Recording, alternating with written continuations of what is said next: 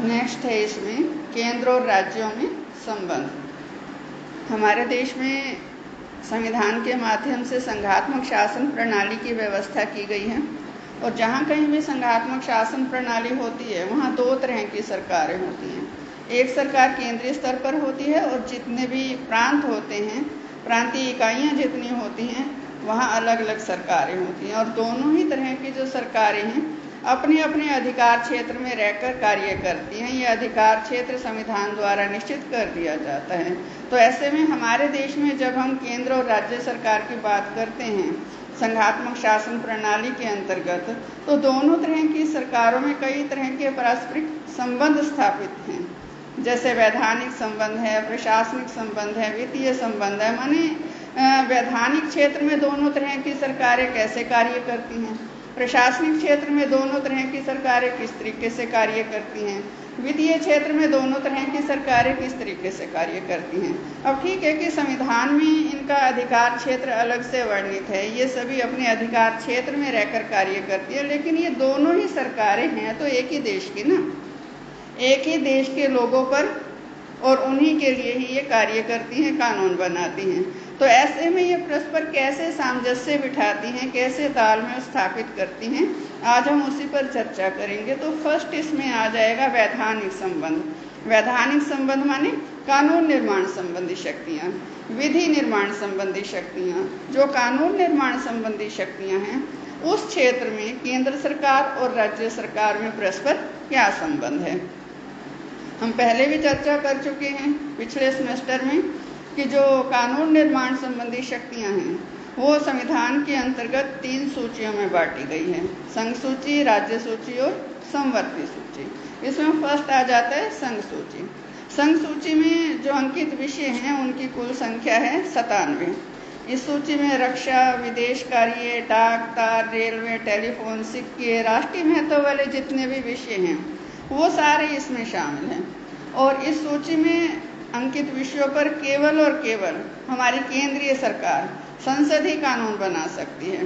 राज्य विधानमंडल इन विषयों के संदर्भ में कोई भी कानून नहीं बना सकते।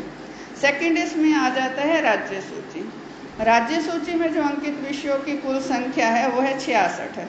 राज्य सूची में खेती बाड़ी, स्थानीय स्वशासन, स्वास्थ्य, सड़कें, पुलिस, जेल या स्थानीय और प्रांतीय महत्व के जो विषय हैं वो सारे शामिल हैं। इन विषयों की पूरी सूची संविधान में अंकित है और इस सूची में अंकित विषयों पर साधारण परिस्थितियों में कानून बनाने का जो अधिकार है वो राज्य विधानमंडल को है, माने इन प्रांतीय सरकारों को है।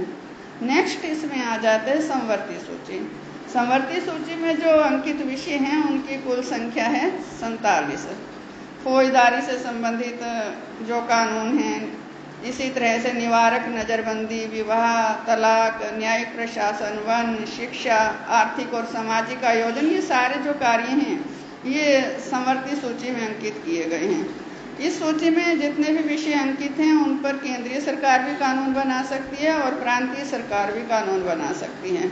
लेकिन यदि किसी विषय पर दोनों ने कानून बना दिया और उस कानून में विरोधाभास है, दोनों ही कानून या कानून का कोई भी हिस्सा एक दूसरे के कानून को काट रहा है, कहीं विरोध कर रहा है उसका, तो ऐसे में जो केंद्रीय सरकार है उसका जो कानून है, उसके द्वारा बनाया गया जो कानून है वो तो अस्तित्व में रहेगा, प्रभावी रहेगा, लेकिन जो राज्य सरकार द्वारा बनाया गया कानून है वो रद्द हो जाएगा।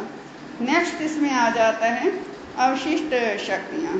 अब ये जो 3 सूचियाँ हैं, संघ सूची, राज्य सूची और समवर्ती सूची, जो विषय इन तीनों सूचियों में कहीं नहीं आए वो है अवशिष्ट शक्तियाँ। अवशिष्ट का अर्थ होता है बचा खुचा, मानी शेष जितनी भी शक्तियाँ रह गई वो सब अवशिष्ट शक्तियाँ हैं, वो किसी भी वजह से जो इनमें शामिल नहीं हो पाई। और ऐसे किसी विषय पर जो कानून बनाने का अधिकार है वो केंद्रीय संसद को दिया गया है। माने जो कानून निर्माण संबंधी शक्तियाँ हैं उनकी संख्या संघ सूची में पहले से ही ज़्यादा है और विशेष परिस्थितियों में राज्य सूची के विषयों पर भी केंद्रीय सरकार कानून बना सकती है। समवर्ती सूची के विषयों पर भी शक्ति दोनों को प्राप्त है, लेकिन आधिपत्य किसका है? केंद्रीय सरकार का। और जो अवशिष्ट शक्तियां हैं वो भी केंद्रीय सरकार के सुपुर्द ही की गई हैं।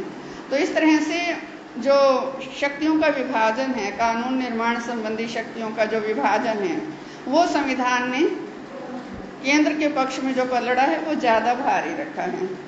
और फिर इसमें नेक्स्ट आ जाता है कि कुछ परिस्थितियों में जो केंद्र सरकार है वो राज्य सूची के जो 66 विषय हैं जिन पर कि कानून बनाने का अधिकार साधारण परिस्थितियों में राज्य सरकारों को है, प्रांतीय सरकारों को है, उन विषयों पर भी कुछ विशेष परिस्थितियों में केंद्रीय संसद कानून बना सकती है। तो वो कौन सी परिस्थितियां हैं, कब कब केंद्रीय सरकार राज्य सूची के किसी विषय पर कानून बना सकती है? इसमें फर्स्ट है राज्यसभा के प्रस्ताव के परिणाम स्वरूप। यदि राज्यसभा, अब राज्यसभा किसका हिस्सा है? केंद्रीय संसद का। केंद्रीय सरकार में राज्य विधान पालिका, केंद्रीय जो राज्य विधान पालिका है उसको हम संसद कहते हैं, और संसद के 2 सदन हैं, निम्न सदन है लोकसभा और ऊपरी सदन है राज्यसभा। और यहाँ हम बात कर रहे हैं केंद्रीय संसद के ऊपरी सदन की। राज्यसभा यदि 2/3 बहुमत से ये प्रस्ताव पारित कर दे कि राज्य सूची, अब राज्य सूची पर आधिपत्य किसका है? प्रांतीय सरकारों का, कि राज्य सूची में अंकित कोई विषय राष्ट्रीय महत्व वाला है और उस पर कानून बनाने का जो अधिकार है वो केंद्रीय सरकार को फॉर द टाइम बिंग दिया जाए। तो राज्यसभा ने 2/3 बहुमत से प्रस्ताव पास करा, माने केंद्रीय संसद के एक सदन ने 2/3 बहुमत से प्रस्ताव पारित कर दिया। किस पर? प्रांतीय सरकारों के जो विषय हैं कानून निर्माण के, उससे संबंधित किसी एक विषय के संदर्भ में, और उसे राष्ट्रीय महत्व का घोषित कर दिया। तो उस विषय पर कानून बनाने की जो शक्ति है केंद्रीय सरकार को प्राप्त हो सकती है। फिर उस पर लोकसभा और राज्यसभा मिलकर कानून बनाती हैं। सेकंड है इसमें आपातकालीन स्थिति की अवस्था में अनुच्छेद 352 के अंतर्गत यदि युद्ध, बाह्य आक्रमण या सशस्त्र विद्रोह की स्थिति हो जिसके कारण पूरे देश में या देश के किसी भाग में इमरजेंसी की घोषणा की गई है, तो ऐसी स्थिति में भी जो केंद्रीय संसद है, केंद्रीय सरकार है, वो राज्य सूची के जितने भी विषय हैं, जो 66 विषय हैं, उन पर कानून बनाने का अधिकार प्राप्त कर लेती है। और ये जो संसद द्वारा बनाए गए कानून होते हैं, इमरजेंसी जब समाप्त हो जाती है तो उसके 6 मास के पश्चात ये शक्तियां भी और वो जो कानून केंद्रीय संसद ने बनाए थे वो भी निष्प्रभावी हो जाते हैं। नेक्स्ट है इसमें संवैधानिक मशीनरी की असफलता की स्थिति में अनुच्छेद 356 के अंतर्गत ये व्यवस्था की गई है कि यदि राज्य में संवैधानिक मशीनरी असफल हो जाए तो उस राज्य का जो प्रशासन है राष्ट्रपति अपने हाथ में ले लेता है।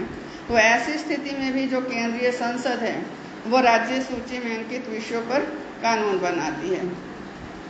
लेकिन ये जिस राज्य में इमरजेंसी लागू है केवल उस राज्य में ही वो कानून लागू होंगे। दूसरे राज्य, दूसरे प्रांतों में जहां इमरजेंसी लागू नहीं है वहां केंद्रीय सरकार द्वारा उस समय में बनाए गए कानून लागू नहीं होंगे। नेक्स्ट है राज्यों के अनुरोध पर। यदि 2 या 2 से अधिक राज्य केंद्रीय संसद से प्रार्थना करें कि केंद्रीय संसद उन विषयों को जो कि राज्य सूची में अंकित हैं लेकिन वो चाहते हैं राज्य कि उन पर कानून केंद्रीय सरकार बनाए, तो ऐसे अनुरोध पर, ऐसी प्रार्थना पर भी जो केंद्रीय संसद है उन विषयों पर कानून बना देती है। नेक्स्ट है अंतर्राष्ट्रीय समझौतों को लागू करने के लिए भारत सरकार दूसरे देशों के साथ कई तरह की संधियां और समझौते करती है, और उन समझौतों या संधियों को लागू करने के लिए राज्य सूची में अंकित किसी भी विषय पर जो केंद्र सरकार है यदि वो जरूरी समझे तो कानून बना सकती है, माने वो उससे कहीं ना कहीं जुड़ा हुआ है उस संधि या समझौते से, तो ऐसे में केंद्रीय सरकार उस विषय पर कानून बना सकती है। नेक्स्ट इसमें आ जाता है नए राज्यों के गठन के लिए। नए राज्यों की स्थापना करने और उनको संघ में शामिल करने की जो शक्ति है ये भी केंद्रीय संसद को ही संविधान ने प्रदान की है। इस संदर्भ में राज्य विधानमंडलों को कोई अधिकार प्राप्त नहीं है। केंद्रीय संसद यदि चाहे तो किसी भी राज्य का क्षेत्र बढ़ा सकती है या कम कर सकती है, किसी राज्य की सीमाएं बदल सकती है, किसी राज्य का नाम बदल सकती है, किसी राज्य का कोई भी भाग काट कर दूसरे राज्य में मिला सकती है, या एक ही राज्य को बांटकर 2 राज्यों का निर्माण कर सकती है। तो ये थे केंद्र और राज्यों में वैधानिक संबंध। केंद्र सरकार और राज्य सरकारों में प्रशासनिक संबंधों पर हम कल चर्चा करेंगे। धन्यवाद।